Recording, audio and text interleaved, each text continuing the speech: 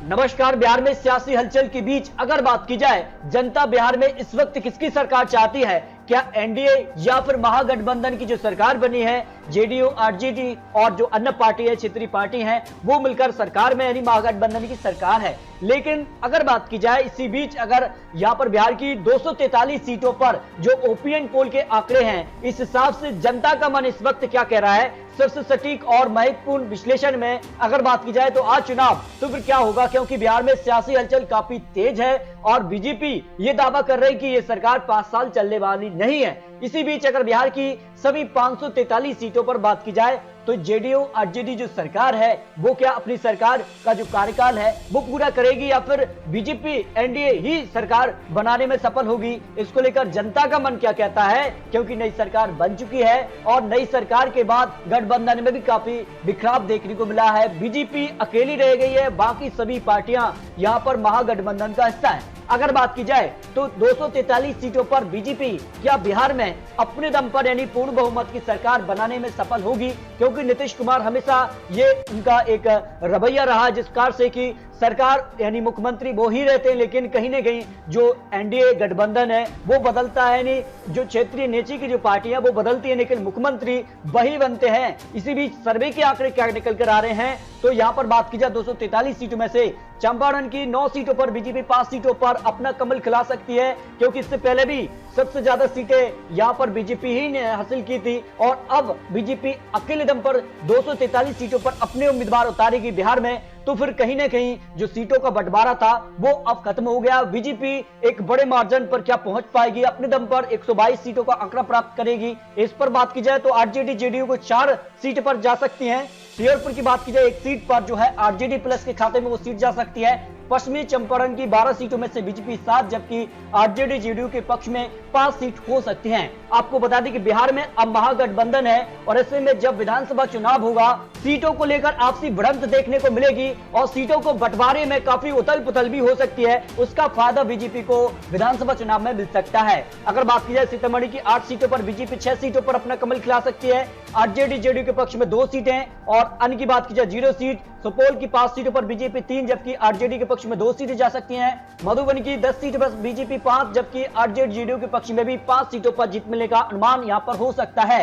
इसी बीच अगर बात की जाए अररिया की 6 सीटों में से बीजेपी 3 जबकि आरजेडी जेडीयू के पक्ष में 2 सीटों पर जीत मिल सकती है। किशनगंज की 4 सीटों पर बीजेपी 2 सीटों पर अपना कमल खिला सकती है। आरजेडी जेडीयू के पक्ष में जो महागठबंधन है उसके पक्ष में 2 सीटें। अन्य की बात की जाए 0 सीट। पूर्णिया की 7 सीटों में से बीजेपी 4 जबकि आरजेडी जेडीयू के पक्ष में 3 सीटों पर जीत मिलने का अनुमान यहां पर दिखाई दे रहा है। इसी बीच अगर बात की जाए कटिहार की 7 सीटों में से बीजेपी 3 सीटें जबकि आरजेडी जेडीयू के पक्ष में 4 सीटों पर जीत मिलने का अनुमान हो सकता है।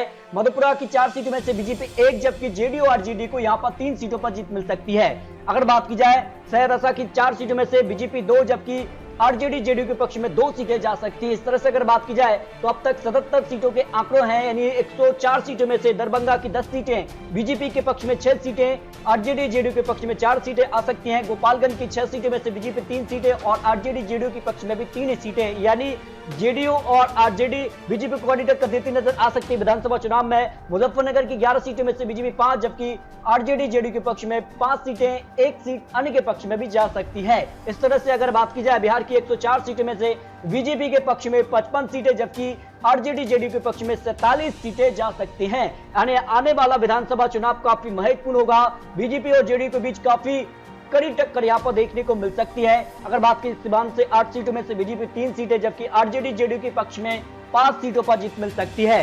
इसके अलावा बात की जाए वैशाली की 8 सीटों में से बीजेपी 5 सीट जबकि जेडीयू और आरजेडी के पक्ष में यहाँ पर 3 सीटों पर जीत मिलने का अनुमान हो सकता है। सरण की 10 सीटों में से बीजेपी 5 सीटें, आरजेडी जेडीयू के पक्ष में भी 5 सीटें यहाँ पर आ सकती है, यानी बराबर का मुकाबला यहाँ पर देखने को मिल सकता है, जो बिहार को लेकर सटीक विश्लेषण यहाँ पर निकल कर आ रहा है। जबकि समस्तीपुर की 10 सीटों में से बीजेपी 5 सीटें और आरजेडी जेडीयू के पक्ष में भी 5 सीटें जा सकती हैं। खरैया की 4 सीटों में से बीजेपी 2 सीटें, 2 सीटों पर आरजेडी जेडीयू के पक्ष में जा सकती है। इस तरह से अगर बात की जाए तो यहाँ पर बराबरी का टक्कर पकड़ यहाँ पर देखने को मिल सकते हैं। बेगूसराय की 7 सीटों में से बीजेपी 4 सीट, 3 सीटें यहाँ पर आरजेडी जेडीयू के पक्ष में जा सकती है। ये कड़ा मुकाबले यहाँ पर देखने को मिल सकता है, बीजेपी की तरफ जा सकती है जो आंकड़े यहाँ पर निकल कर आए। इसके अलावा अगर बात की जाए तो भागलपुर की 7 सीटों में से बीजेपी 4 सीट, जेडीयू आरजेडी के पक्ष में 3 सीटें जा सकती है। मुंगेर की 3 सीटों में से 2 सीटों पर बीजेपी कमल खिला सकती है, आरजेडी के पक्ष में 1 सीट यहाँ पर आ सकती है। और बांका की 5 सीटों में से बीजेपी 3 सीट, जबकि आरजेडी जेडीयू के पक्ष में 2 सीटों पर जीत मिलने का अनुमान यहाँ पर दिखाई दे रहा है। मुंगेर की 3 सीटों में से अगर बात की जाए बीजेपी को यहाँ पर 2 सीटें, 1 सीट आरजेडी जेडीयू के पक्ष में जा सकती है। शेखपुरा की 2 सीटों में से बीजेपी और आरजेडी को यहाँ पर एक सीट पर बराबरी की टक्कर देखने को मिल सकती है। लखीसराय की बात की जाए 2 सीटों में से दोनों सीटों पर बीजेपी अपनी जीत पकड़ यानी मजबूत दिखाई दे रही है जो आंकड़े निकल कर आ रहे हैं। इसके अलावा बात की जाए नालंदा की 7 सीटों में से बीजेपी को यहाँ पर 5 सीट, 2 सीटों पर आरजेडी जेडीयू के पक्ष में जा सकती है। पटना की 14 सीटों पर अगर बात की जाए तो बीजेपी 8 सीटों पर कमल खिलाती नजर आ रही है, यानी यहाँ पर बीजेपी को बढ़त मिलती नजर आ रही है यहाँ पर पटना में, जबकि आरजेडी जेडीयू के पक्ष में 6 सीटों पर यहाँ पर जीत मिलेगा अनुमान यहाँ पर दिखाई दे रहा है। अगर बात की जाए भोजपुर की यहाँ पर 7 सीटों में से बीजेपी को यहाँ पर 3 सीट और आरजेडी जेडीयू के पक्ष में यहाँ पर 4 सीटों पर जीत मिलने की संभावनाएं लगाई जा रही है। बक्सर की 4 सीटों में से बीजेपी 1, जबकि जेडीयू और आरजेडी के पक्ष में 3 सीटों पर जीत मिलने का अनुमान हो सकता है। कैमूर की 4 सीटों में से बीजेपी 1, जबकि आरजेडी जेडीयू के पक्ष में 2 सीट, 1 सीट पर अन्य भी यहाँ पर जीतने में सफल हो सकता है। यहाँ पर बात की जाए रोहतास की 7 सीटों में से बीजेपी 4 सीट, जबकि जेडीयू और आरजेडी के पक्ष में 3 सीटों पर जीत मिलने का अनुमान यहाँ पर दिखाई दे रहा है, यानी महागठबंधन यहाँ पर पिछड़ता नजर आ रहा है जो आंकड़े यहाँ पर निकल कर आ रहे हैं। जबकि अगर बात की जाए अकल की 2 सीटों पर 1 सीट बीजेपी, 1 सीट पर आरजेडी यहाँ पर जीत सकती है। जहानाबाद की 3 सीटों में से बीजेपी 2 सीटों पर, जेडीयू और आरजेडी के पक्ष में 1 सीट जा सकती है। इस तरह से अगर बात की जाए बिहार में यानी आज विधानसभा चुनाव होते हैं तो बीजेपी कमल खिला सकती है जो आंकड़े निकल कर आ रहे हैं, यानी बहुमत के आंकड़े तक बीजेपी यहाँ पर पहुंचती नजर आ रही है जो आंकड़े यहाँ पर निकल कर आ रहे हैं। इसके अलावा बात की जाए जमुई की 4 सीटों में से बीजेपी 3 सीटों पर कमल खिला सकती है, 1 सीट पर आरजेडी जेडीयू। गया की 10 सीटों में से बीजेपी 6 सीट, जबकि आरजेडी के पक्ष में 4 सीटें जा सकती हैं। नवादा की 5 सीटों में से बीजेपी 3 सीट पर, आरजेडी जेडीयू के पक्ष में 2 सीटें जा सकती हैं। तो बिहार की सभी 243 सीटों के बाद बिहार की अगर बात की जाए जो तस्वीर है उसमें अगर बात की जाए तो बीजेपी बाजी मारती नजर आ रही है, यानी बिहार में बीजेपी को यहाँ पर बहुमत का आंकड़ा मिल सकता है जो आंकड़े निकल कर आ रहे हैं, क्योंकि महागठबंधन है और महागठबंधन की अगर बात की जाए तो 110 से 120 तक पहुंच सकता है, जबकि बीजेपी की बात की जाए तो 120 से 130 तक पहुंच सकती है।